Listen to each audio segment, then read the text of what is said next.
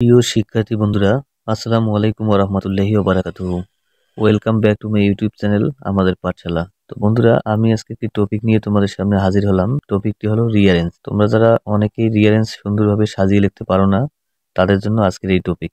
তো বন্ধুরা, প্রথমে আমরা জেনে নিব রিয়ারেঞ্জ আসলে কয় প্রকার। তো বন্ধুরা, রিয়ারেঞ্জ লেখার নিয়ম, যেভাবে সাজিয়ে লিখলে বেশি নাম্বার পাওয়া যাবে, আমি এই টপিকটি নিয়ে একটু আলোচনা করব।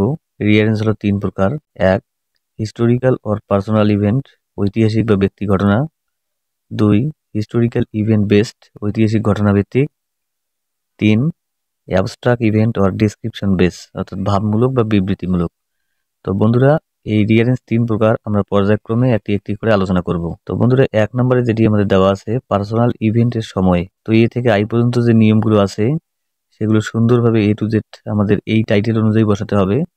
এই নাম্বারে যেটি দেওয়া আছে নেম অথবা টাইটেল, নাম অথবা উপাধি, প্রথমে রিয়ারেঞ্জের মধ্যে খুঁজতে হবে। যদি কোনো পার্সোনাল ইভেন্টের মধ্যে হয়, নাম এবং উপাধি আমাদের লিখতে হবে।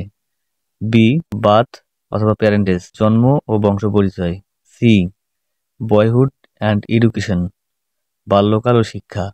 ডি, অ্যাডাল্টহুড অ্যান্ড এডুকেশন, বয়স্ককাল ও শিক্ষা। ই, প্রফেশন অর ম্যারেজ, অর্থাৎ পেশা ও বিয়ে। এফ, চিলড্রেন ইস্যু, অর্থাৎ ছেলে মেয়ে। জি, এক্সট্রা অর্ডিনারি, অসাধারণ।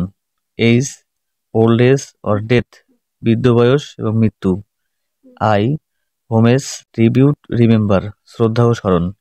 তো বন্ধুরা, তোমরা প্রথমে ধাপে ধাপে এই জিনিসগুলো শেষ করবা।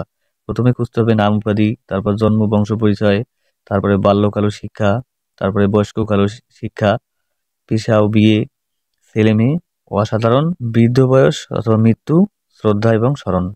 তো বন্ধুরা, এই টপিকটি শেষ। এখন আমরা 2 নম্বর টপিক নিয়ে একটু আলোচনা করব। 2 নম্বর টপিকটি ছিল হিস্টোরিক্যাল ইভেন্ট বেসড, ঐতিহাসিক ঘটনা ভিত্তিক। তো এই ধরনের রিয়ারেঞ্জের ক্ষেত্রে যে সকল ঘটনা পূর্বে ঘটেছে সেগুলো আগে এবং পরের ঘটনাসমূহ পরে পরে হয়। যেমন 1 জানুয়ারি 2002 এর ঘটনা আগে এবং 2 জানুয়ারি অর্থাৎ 2রা জানুয়ারি 2002 এর ঘটনা পরে হবে। বন্ধুরা, পর্যায়ক্রমে আমরা এই ঘটনাগুলো সুন্দরভাবে সাজিয়ে নেব।